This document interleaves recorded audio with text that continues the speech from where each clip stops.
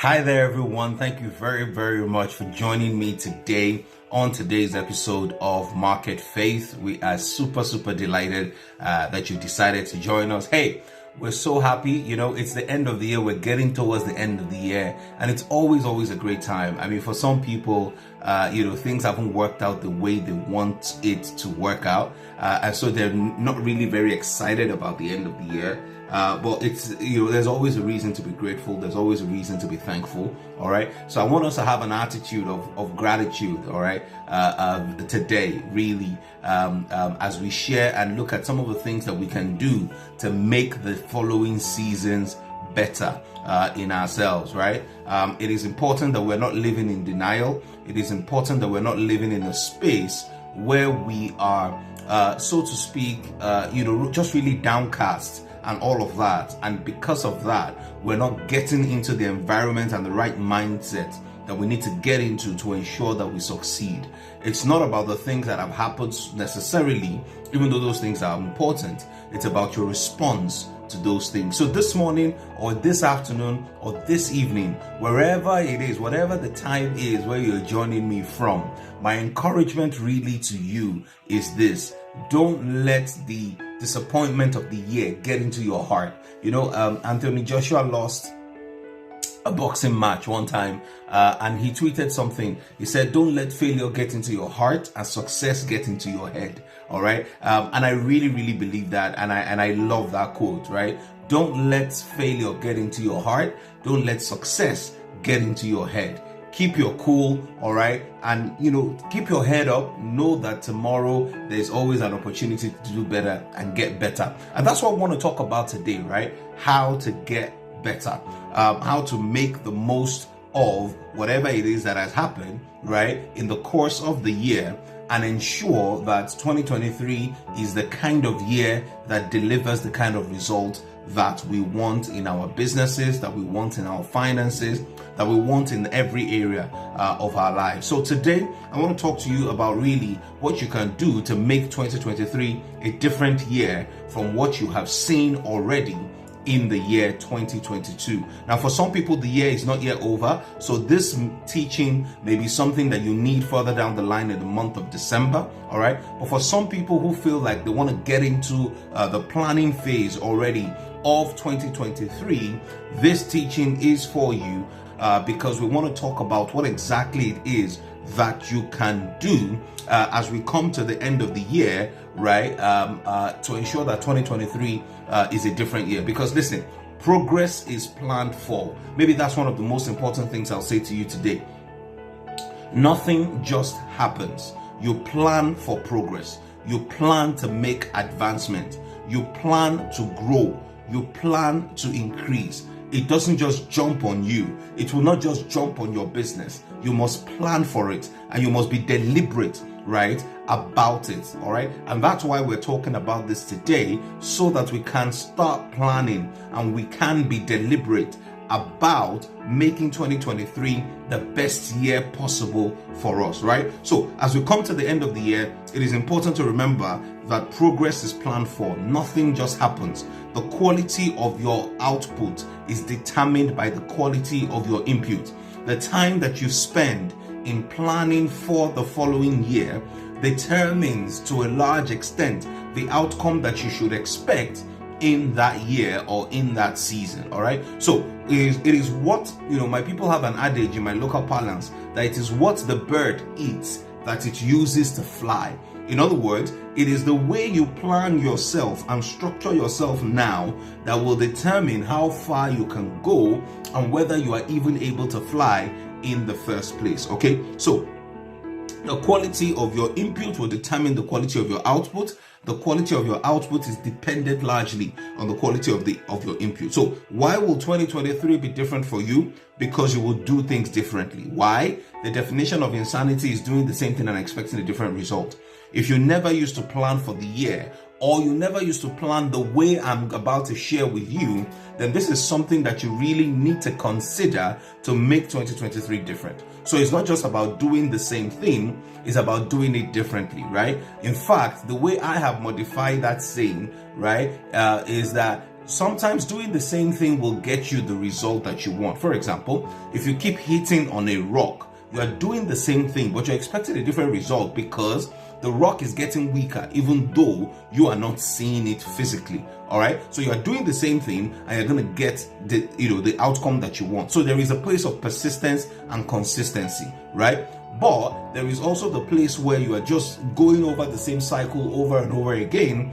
There is nothing changing. There is nothing happening. And there are things that are important for you to tweak, but you are not tweaking those things. And so you are having the same results and you are having the same experiences. Okay. So whatever statements are made and things like that, they are not often absolute. And so you must understand that. Okay. So getting better results starts with reviewing what you have already done.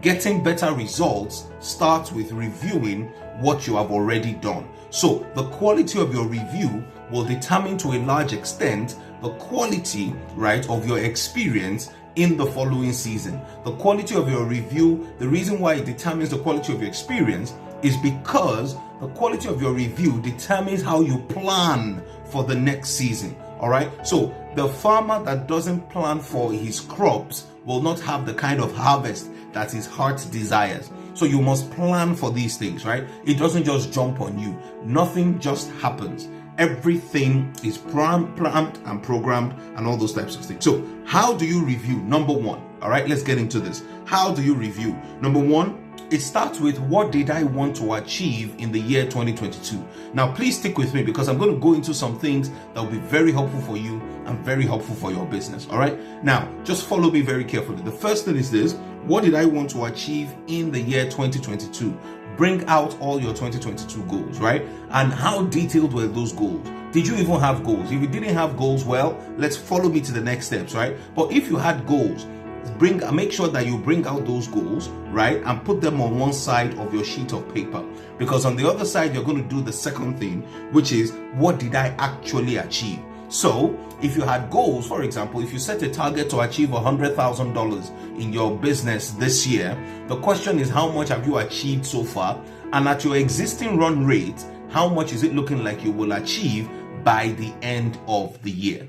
Absolutely critical. Absolutely essential. You must do this. Okay. All right. So what did I plan to achieve in the course of the year and what did I actually achieve? List out the good and the bad and the ugly. Okay. So in January, I wanted to achieve 10,000. I actually did 8 or I did 11. Whatever it was, right? Just put it side by side because there is something very powerful about comparing, right, your goal with what you actually achieved, okay? Don't put it on separate documents if possible. Put it on the same document where you can see it side by side. There is a certain power in doing that because it makes certain things come into your consciousness a lot more, okay? So what did I actually achieve? List out the good and the bad of each of those things that you set out to achieve. January goals versus January goals. First quarter goals versus first quarter achievement. January goals versus January achievement. First quarter goals versus first quarter achievement. All those types of things. Put it out side by side. Now, the third thing, which is perhaps the most important and where I'll spend most of the time, hopefully today, right, is talking about why. Perhaps the most important question you can ask yourself when you are reviewing is the question why. Now, most people, and this is where there is a big difference, most people only ask themselves why when things go wrong. No, you need to ask yourself why when things go right. The reason is this: if you don't understand why things went right, you cannot replicate it. If you don't understand why things went wrong, you cannot correct it. So why is necessary in both situations. Whether things went good or things went bad, you must understand why. If you don't know why things worked well, you cannot replicate it, and it is a fluke. And the problem with a fluke is that you cannot repeat a fluke in a strategic way. But when you understand why things worked and you understand why things did not work, then you know what to avoid going into next year so that you don't make the kind of mistakes that you may have made before. Please understand this. Why is important. It is as much as important as when things don't go well, as well as when things go well. You must ask why in both scenarios.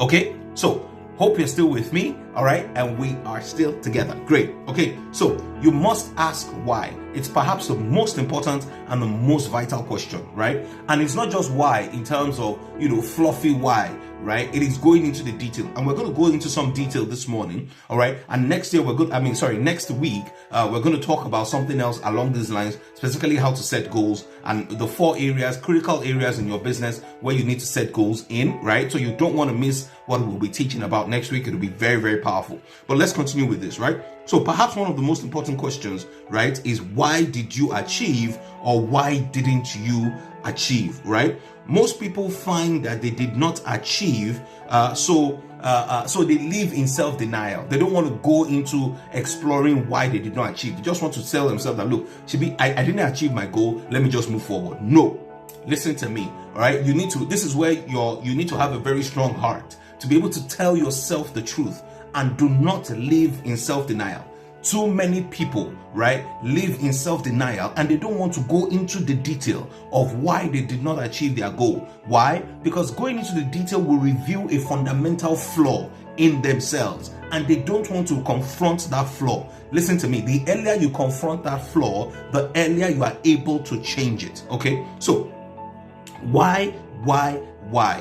I remember one time I was doing Facebook ads for something, right? And the first set of people that commented on my ads were critics, right? And it made me feel a particular way, and I didn't want to confront it. I just left it, right? But the interesting thing, right? I had learned that, look, even when critics comment on your post, even though you are genuinely trying to help people, because some people have actually been scammed, right? Go ahead and respond. So you know what I did? I started responding to the critics. Guess what? Some of them came back and said, you know what, maybe I was a bit harsh, I obviously don't know you. I just said what I said in the heat of the moment because I've had this issue. So, hey, listen, I wish you all the best. And that was fantastic, right? But listen, it's the power of confrontation. Confront whatever it is that seems to be making you afraid, all right? So most people find that they did not achieve. Now, they will see that most times the reason why they didn't achieve is because they did not know how.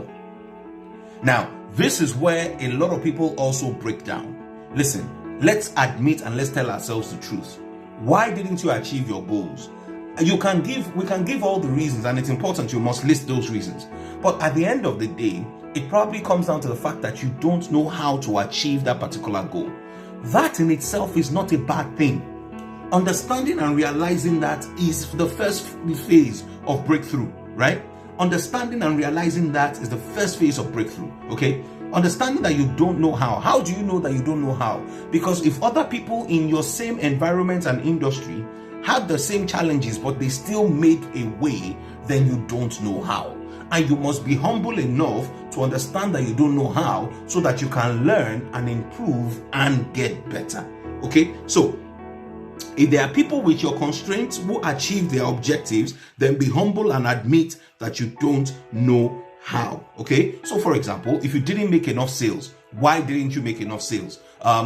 Because I plan to do Facebook ads and all of that. Did your Facebook ads work? No. Why didn't your Facebook ads work? If they worked for somebody else and they are not working for you, then you don't know how to do Facebook ads. That's just the truth, right? There's no need to try to sugarcoat it, and so that you can get help and understand how to do those Facebook ads. Oh, I hired marketing and sales reps, but they did not deliver. Okay, why did your sales reps not deliver? Did you hire the wrong people? Did you not train them? What exactly is the reason why they didn't give you the kind of sales that you want? In what month of the year didn't you achieve? What happened in those months? Okay, what did you do in those? What did you do to make sure that in those months you did not have those experiences, and then you still then had the experiences? What failed? What was effective? What was not effective? Right? These are critical questions that you need to ask yourself. Right? And I can't answer those questions for you because I wasn't there. Right? But you need to sit down and ask yourself, what went wrong? What didn't happen? What did I plan to do that didn't work out the way I planned to do it? And what can I do about it in the next year? Okay, These are critical questions that you must ask yourself, okay? Why did it work and why did it not work? What did we do that worked and what did we do that did not work? Very, very important, okay? And listen, you must start reviewing these things one by one. My time is fast spent, so I really need to get this out of the way. All right, so next week we can focus on 4 things or 4 areas where you should be setting goals as a business. Absolutely critical. It's going to be really, really helpful for you and your business going into 2023. All right, so what worked, what didn't work? For example, if your business is a business where you have repeat customers, the question is this: how many customers actually repeated? What percentage actually repeated? You need to get that data. If you had 100 customers in the year and only 50% of them came as repeat business, the question is this: for your industry, is that good or is that bad? If you had 50 customers and only 5 were repeat customers, maybe is the nature of your business a repeat customer type of business? If it is not, right, then what did you do to get existing customers? To get new customers. So you must critically analyze. Again, the quality of your review determines the quality of your planning. And what we've talked about today will be crucial in your achieving all your goals in the following season. Hey, I hope that has helped you today. Thank you so much for joining me today on Market Faith. There's so much more I would like to say, but you know what? We're out of time, all right? And I hope this has really been helpful for you. So once again, thank you so much for joining me today on Market Faith, right? I look forward to seeing you next week when we talk about the critical things that you can do to set goals for your business. 4 key areas. You don't want to miss it. Invite a friend, tag someone. It's going to be really helpful. God bless you. I'll see you next time.